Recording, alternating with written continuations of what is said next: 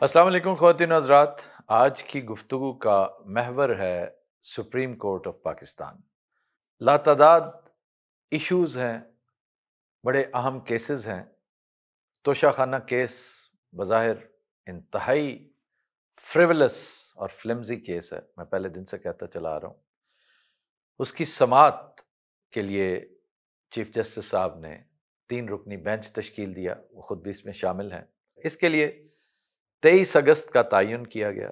आज 23 अगस्त है, लेकिन जिस टाइम पर यह व्लॉग पब्लिश होगा उस वक्त तक मुमकिन है अभी केस की समाअत शुरू ना हुई हो, क्योंकि ये बहुत अर्ली आवर्स में मैं रिकॉर्ड करवा रहा हूँ।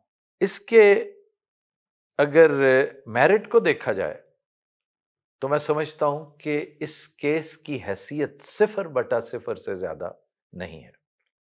और इस स्टेज पर सुप्रीम कोर्ट ऑफ पाकिस्तान बगैर किसी लगी लिपटी के, बगैर किसी मसलहत कोशी के, वो स्ट्रेट फॉरवर्ड मेरिट के ऊपर फैसला करते हुए केस को अगर देखेगी भी तो उठाकर बाहर फेंक देगी। चीफ जस्टिस साहब का इसे समाअत के लिए कबूल कर लेना ही बजाते खुद एक बहुत बड़ी कामयाबी है। उम्मीद की किरण नहीं है, बल्कि सुबह का उजाला है।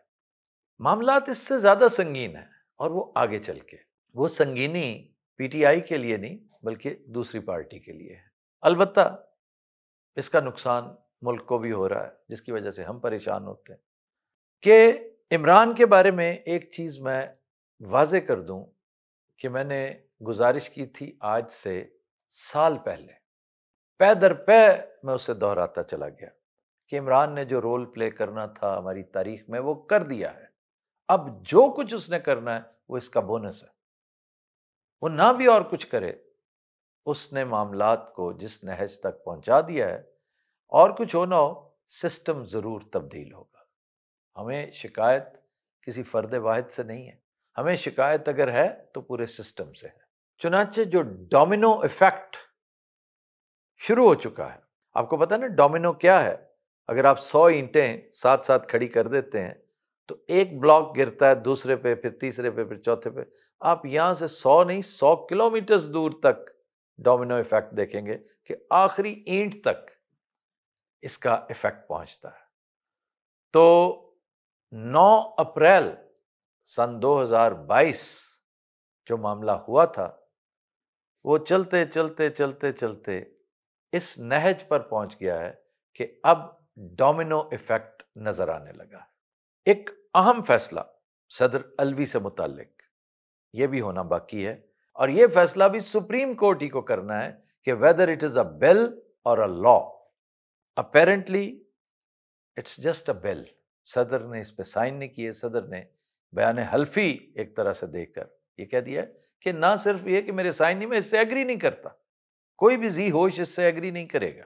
यह अलग बात है कि हुकूमत ने गैजेटियर में भी शामिल कर लिया, हुकूमत ने इसके ऊपर लॉ बना दिया, इसकी बड़ी आवभगत भी हो गई, लेकिन the jury is still out. और सच पूछे तो वाकई एन मुहावरे के मुताबिक the jury is still out. फिर एक और फैसला है और वो है मिलिट्री कोर्ट्स में ट्रायल से मुतालिक। ये फैसला भी सुप्रीम कोर्ट ने करना है, और ये भी एक बहुत बड़ा सवालिया निशान है chief justice of Pakistan Umar Ata Bandial के सामने। लेट्स अस्यूम कि ये सिलसिला हेल्ड इन अबेंस हो जाएगा या किसी तरह से तात्तुल का शिकार हो जाएगा। बहुत से लोगों की गलत फहमी बल्कि खुश ख्याली आने वाले chief justice of Pakistan chief justice Qazi Faez Isa रफा कर देंगे, क्योंकि इस मामले पर वो भी वही स्टैंड लेंगे जो चीफ जस्टिस बंदियाल लेने जा रहे हैं। हम ये सब कुछ क्यों कह रहे हैं? हमें कोई अल्हाम तो नहीं हो गया, किसी ने कोई टिप ऑफ तो नहीं किया? ये अक्ल का तकाजा है, ये कॉमन सेंस का तकाजा है, और लॉ 99% है ही कॉमन सेंस। आपको कोई बुजुर्ग महर होने की जरूरत नहीं है, आइंस्टाइन होने की जरूरत नहीं है इसको समझने के लिए। ये दोनों एलिमेंट्स यानी the court of law and military courts ये इकट्ठे चल नहीं सकते, ये एक दूसरे की नफी हैं। चुनांचे इसके ऊपर भी खातिर जमा रखिए कि अदालत की तरफ से आपको तसल्ली हो जाएगी। अब आप मजीद अगर इसे बुलडोज कर देते हैं तो ये एक अलग बात है। और वो भी कब तक? एक स्टेज आती है जब आप खुद ये करना मुनासिब नहीं समझते, लेकिन इससे भी ज्यादा संगीन मामला इससे आगे है। वो मामला भी सुप्रीम कोर्ट ही ने डिसाइड करना है, और वो है 90 दिन बाद इंतखाबात का मामला। हर दूसरे तीसरे दिन कोई ना कोई डेवलपमेंट ऐसी जरूर हो जाती है कि जिसमें हमें कैच 22 पोजीशन में फंसे कुछ लोग नजर आते हैं। यानी आप अंदाजा करें कि इस केस की, यानी 90 दिन बाद इंतखाबात की पिटिशनर खुद सुप्रीम कोर्ट बार है। पाकिस्तान बार काउंसिल, जो हरगिज हरगिज प्रो इमरान नहीं बल्कि पोल्स अपार्ट है, वो भी हम ख्याल ही नहीं बड़ी शिद्दत से कोशां हैं कि जी 90 दिन बाद इंतखाबात होने चाहिए, जमहूरियत डीरेल हरगिज नहीं होनी चाहिए। और लाहौर हाई कोर्ट बार के बारे में भी आप जानते हैं। चुनांचे इतनी तगड़ी ऑर्गेनाइजेशंस, पूरी की पूरी लीगल फ्रेटर्निटी एक पेज पे हो तो आप कैसे उसे इजी ले सकते हैं? लेकिन एट द सेम टाइम दूसरी तरफ हुकूमत का कत्तन दूर दूर तक, बल्कि बहुत दूर तक इरादा नहीं है इंतखाबात करवाने का। हम तो ये भी सुन रहे हैं कि वकला के मामले में भी बाज नाकबतंदेश मुशीर कुट लगाने की बात कर रहे हैं। उसी तरह इनको सीधा किया जाए जिस तरह पीटीआई वालों को किया गया। अगर ऐसा हुआ तो इसके नतायज भी काफी परेशान कुन होंगे। यह भी शुनीद है कि अगर इमरजेंसी भी लगानी पड़ी तो भी दरेग नहीं किया जाएगा, हत्ता कि उससे एक स्टेप आगे भी जाना पड़ा और मार्शल लॉ भी लगाना पड़ा तो वो भी। आखिर किस चीज का इतना मसला, कितना प्रॉब्लम क्यों बना लिया गया है?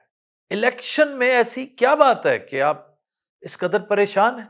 वो इलेक्शन करवाएं, उसमें कोई रद्दोबदल कर लें, कोई छोटा मोटा, पहले भी हो जाता था अब भी हो जाएगा, ना होने से तो बेहतर है। If you know what I mean, कि जिस तरह का चाहे करवा लें, इलेक्शन तो करवाएं। पहले आपने कभी इलेक्शन नहीं करवाए। इसलिए ये सरासर ज्यादती होगी कि कुछ लोग अपनी इडियोसिंक्रेसी पर पूरा सिस्टम भी कुर्बान करें, हत्ता कि national interest, the wider national interest. आने वाले दिनों में ये बहुत कुछ कुर्बान करना पड़ेगा। और जब मैं कहता हूं ना बहुत कुछ, तो आप भी जानते हैं कि इमरजेंसी की सूरत में हमें बहुत कुछ फेस करना पड़ेगा। ऐसा म्यूजिक कि जो हम सोच भी नहीं सकते थे कि यार ये इस तरफ से भी आ जाएगा, इनका तो हम राग अलाप रहे हैं, और ये भी सैंक्शंस की बातें करेंगे, ये भी सख्तगिरी करेंगे। भाई उनके कवानीन ऐसे हैं, और इसके बगैर फिर चारा भी कोई नहीं। फिर इन सारी चीजों को एक तरफ रखते हुए मदर ऑफ ऑल थ्रेट्स वो है आईएमएफ। आईएमएफ ने जो हमारे साथ स्टैंड बाय अरेंजमेंट किया था, उसकी एक बड़ी अहम कंडीशन थी इलेक्शन, कि आपने इलेक्शंस होल्ड करने हैं, ये बहुत जरूरी है। और वो भी आईएमएफ ने कोई जमहूरियत के साथ अपनी खानदानी और रिवायती मोहब्बत के तहत ऐसा नहीं कहा। जो लोग उसे ऑर्केस्ट्रेट करते हैं उनकी मजबूरी है जमहूरियत, उन्हें फेस करना पड़ता है अपने अपने लेजिस्लेचर्स को, अपने अपने अवाम को, अपने अपने मीडिया को। वहां हर चीज मादर पिदर आजाद नहीं है। चुनाचे इलेक्शन होल्ड करना एक बुनियादी शर्त है, हमने वो पूरी नहीं की। वक्त गुजरता जा रहा है, द क्लॉक इज टिकिंग। फिर इसे रिव्यू करना था, अब रिव्यू करेंगे सितंबर में, और अगली ट्रांश आपको मिलेगी अक्टूबर में। यानी आपको 1 बिलियन दिया गया कि इसके साथ गुजारा करो, जो कि हमने किया, और बहुत बगलें बजाई जैसे पता नहीं हमने क्या फतह कर लिया। रिव्यू करने बैठेंगे तो आप देखिए कि जुलाई में आपने रेवेन्यू का जो टारगेट था उसका उश्रे अशीर भी नहीं किया। डॉलर के एक्सचेंज रेट में 1% से ज्यादा का फर्क नहीं होना चाहिए। This was one of the conditions. लेकिन आपने देखा है कि वो जो गल्फ थी वो अब ओशन में तब्दील होती नजर आ रही है, एंड एज ऑफ टुडे वो 300 से क्रॉस कर गया है। फिर आ जाइए अगली कंडीशन की तरफ, वो थी इंपोर्ट से मुताल्लिक कि आपने इंपोर्ट्स यूं खोलनी है फौरन, और अभी आपने ठीक तरह से इंपोर्ट्स खोली भी नहीं। सिर्फ जुलाई के महीने में आपका करंट अकाउंट डेफिसिट 800 मिलियन से तजावुज कर गया है। अब इसको ज़र्ब दें जरा 12 के साथ और सुनते जाएं और शर्माते जाएं कि क्या फिगर आपके सामने आएगा। यानी 10 बिलियन तो स्ट्रेट अवे आपको यहां फेस करना पड़ेगा। चुनांचे गुजारिश ये है कि अगले रिव्यू में मोस्ट प्रोबेबली, मेरी दुआ है कि ऐसा ना हो, लेकिन मोस्ट प्रोबेबली ये जो IMF का प्रोग्राम है ये ब्रेक डाउन हो सकता है। और अगर ये हो गया तो फिर हम कहां खड़े हैं? कौन है जो हमारा पुरसाने हाल होगा? ऐसी सूरत में हम क्या क्या कुछ फेस करते नजर नहीं आते। प्रॉब्लम यह है कि हमारे पास वो चश्मे बीना ही नहीं, हम देख ही नहीं पाते कि आगे चल के होने क्या जा रहा है। यह भी वैसे कैसी सितम जरीफी है, कैसी ट्रेजेडी है कि जब तक सर पे नहीं आ पड़ती हमें उसका एहसास ही नहीं होता, हम परेशान भी नहीं होते। ओ खैर है, चल सो चल ही रहा है ना। आप यकीन कीजिए जितने 30 मार खान आपने इकट्ठे कर रखे हैं ना, ये भी आपको मिस इन्फॉर्म किया गया है, मिस फीड किया गया है कि they can do miracles, they can do nothing. ये कुछ भी नहीं करने की अहलियत रखते, क्योंकि फी जमाना इतना आसान है। हिट होना, अपनी PR बनाना, अपने हक में गुफ्तगू करना, 2-4 आर्टिकल्स लिख के 5-7 लोगों की बिब्लियोग्राफी चुरा कर मेंशन करना, सुबह शाम एक्टिव रहना, पावर एशलॉन में आते जातों के साथ लंच करना, डिनर करना, दीगर मशागल करना, अपनी PR खुद क्रिएट करना, और दैट्स इट।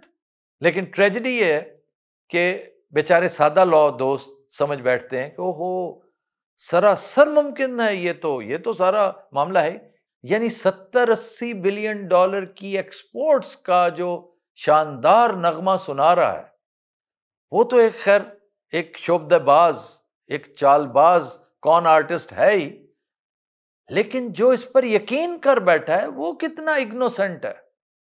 कभी इस पर गौर किया आपने? चुनांचे मामला तो चलता रहेगा, जैसे पहले मैंने गुजारिश की है कि हम इसी पे कायम है जी, चल रहा है ना, पहले चल रहा है तो अब भी चलता रहेगा। वो कब तक चलता रहेगा?